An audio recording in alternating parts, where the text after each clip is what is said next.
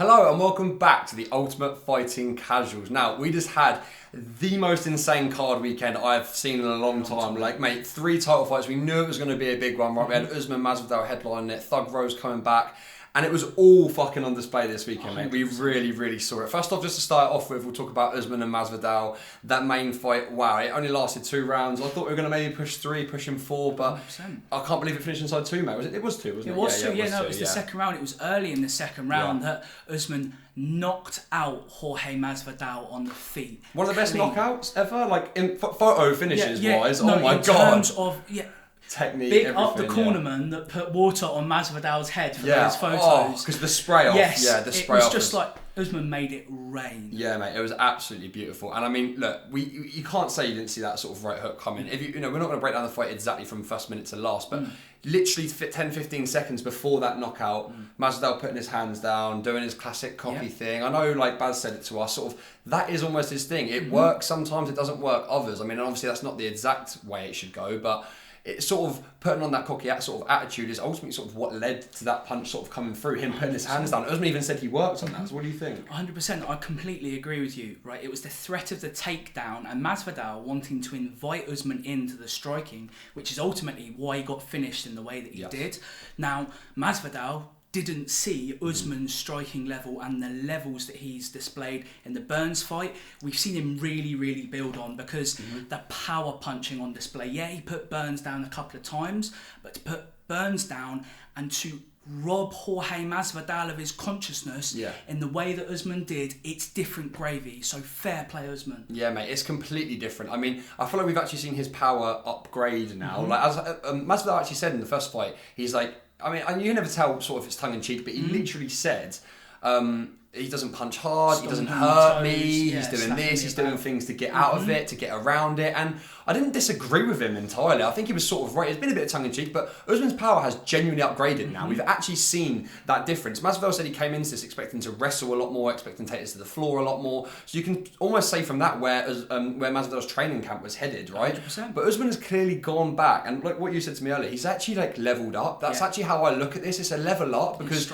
you've actually gone and done the striking, done the stuff that you clearly needed to get better at, right? You've gone and worked on that, and you've put someone to sleep, you know what I mean? And that's a really big deal when you're a champion, because he hasn't really done it in that aspect before. Not in that way. Not in that way. To Masvidal. It's the level as Masvidal striking, excuse me, I'm tripping over my words, but he knocked out Darren Till in the way he did, to move and be in the pocket with the strikers that Masvidal has, to what Usman has just done to him is honestly shocking, and it's brilliant.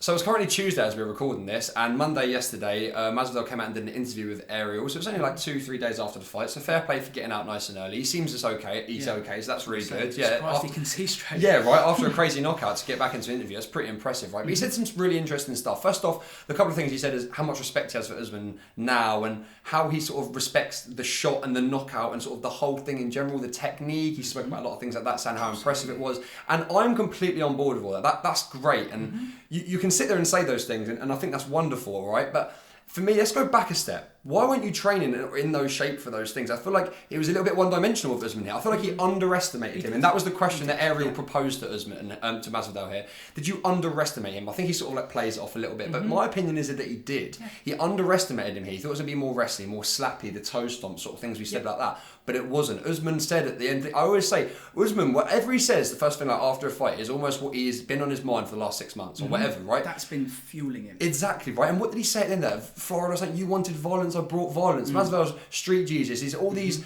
clips have been coming out of him in gardens fighting, and Usman brought that violence. Absolutely. That's the levels for me. That's the domination, that's the levelling up, and that's the upgrade that I now think we've seen with Usman. So the co-main event absolutely delivered as much, if not more, than the main event. Rose Namajunas reclaiming her title, and oh my goodness, the way she did it. What a KO, man. I did not see Weili Zhang losing. I didn't. I really did. By the way, I need to correct something I said in the last video. I 100%, right, he roasted me, and he knows what I'm going to say. I said that she had a 28 fight winning streak, but literally on the thing it says she has like 21-1 or something. I genuinely read that off the UFC website. If I got that wrong, I'm going to go check it after this. I need to check it, right? But the point is that she's fucking hard as fuck, and she doesn't really get put out like that. No, mate, no. Not in that way, right? And Rose, the technique, it was beautiful. It was amazing. The left high kick. I mean, I called it 5 seconds, but no, I didn't really. I'm going to insert the clip right now, actually, of Moz calling this. There's no audio, unfortunately, but literally, Moz, I'll let you say it, but literally 10 seconds before. 100%. As she was bouncing through the range, there was just something. The left high kick was there for Joanna Jędrzejczyk in their fight that they had against Weili Zhang. And the opening was there.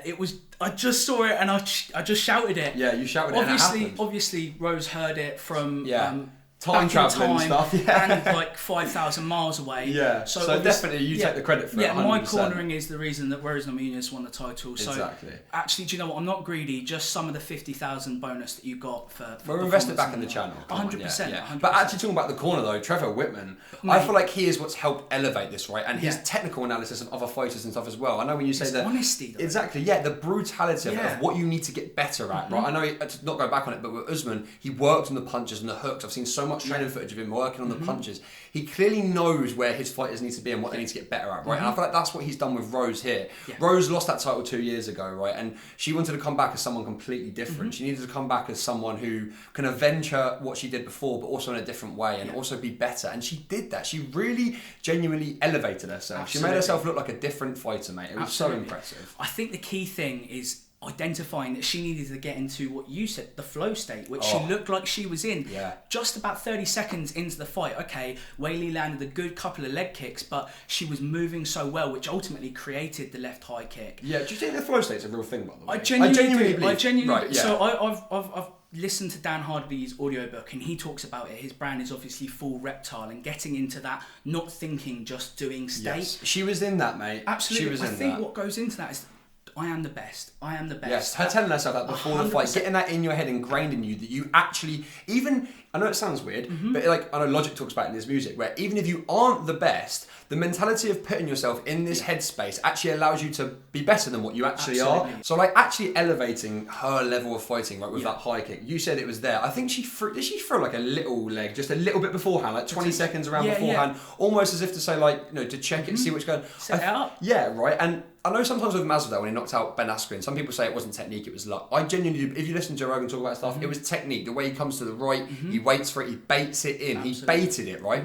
Rose did that. That wasn't just a lucky high kick. That wasn't just that she threw something to keep her away or keep it distance. She knew what she was doing when she threw that kick, right? And she got straight on top of her. But this is almost where it gets a little bit spicy to talk about. Weili Zhang, when she first goes down, comes back up off the floor. She isn't actually knocked down and knocked out per se. She doesn't go to the deck and get knocked out, right? But she is not. What I would say is not with it. Yeah, I don't know what the correct terminology is. It's more of a TKO, if I would say, because technically she is just not there. Her arms are sort of to the side, they're not protecting her face. It's a stoppage, mate. Yeah, absolutely. Because of the way in which she falls, because her equilibrium is just gone from her straight away because of the way the kick landed, her arms are trapped underneath her body. Rose does so well in jumping on top of it, and she lands 5-6 unanswered strikes, and the referee pulls her off. There's nobody's debated the stoppage, but it's just Weili's reaction after the fight. Yes, which was strange. It was odd. She pushed the ref back away. She was so angry. Stomping about, She was angry though. That's the difference. She wasn't.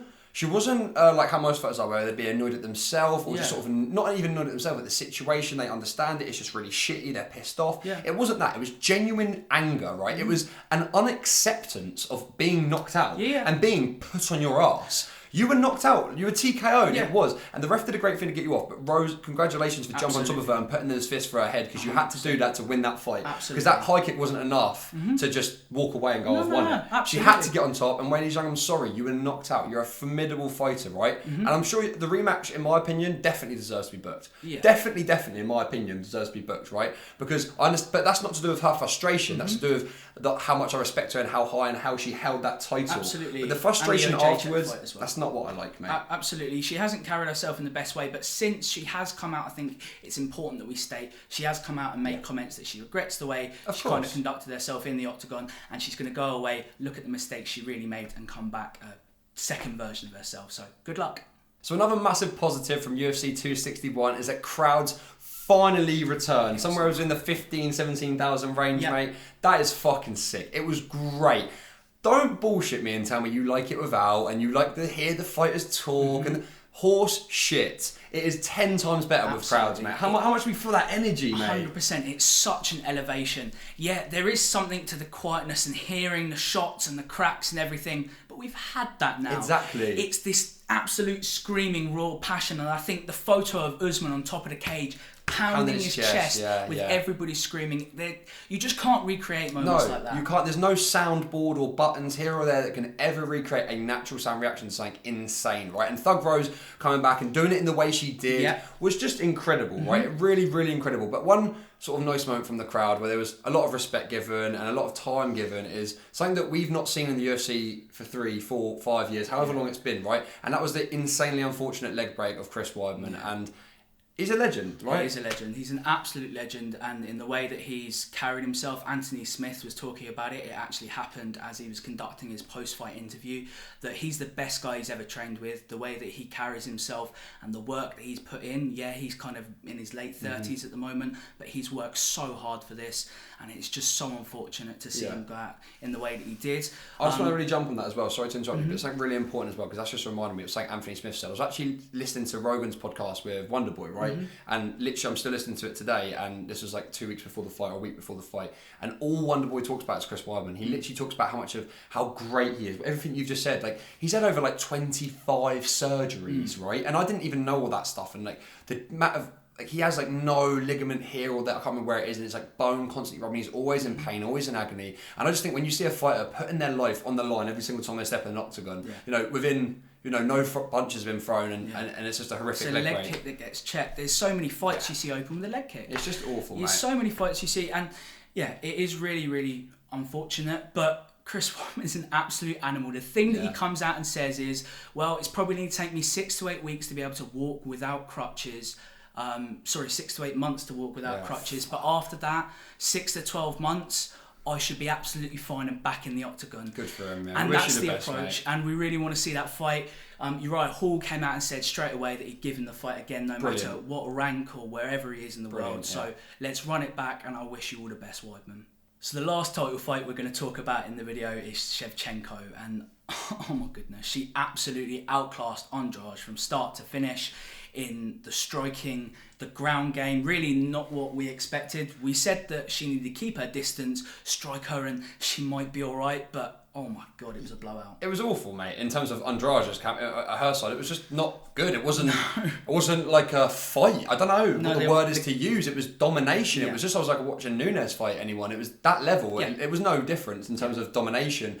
Shevchenko, just so impressive, right? What was the one thing we basically said, right? Andrade is short, so keep your distance, lose your range, jab her up, keep her away. You're probably going to win point scoring. Do it. Yeah. No. She took her to the closest range you can get. Yeah. She got to the floor.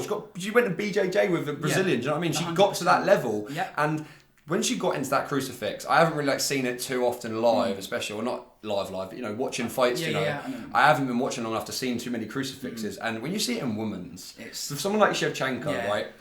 She gets like a couple over. And I think she said it afterwards, and I realised it at the time. But she says it afterwards. She's like, I got a couple in. I thought he was going to stop it, and he didn't. So I just started going really faster and hammering her in her face. And I was like, shit. It's like that. And she actually did. Yeah, no. She actually literally, she's doing it, and you watch her. She's hitting a few, and then I think you see a bit of blood, and then she literally just starts hammering her face and elbows.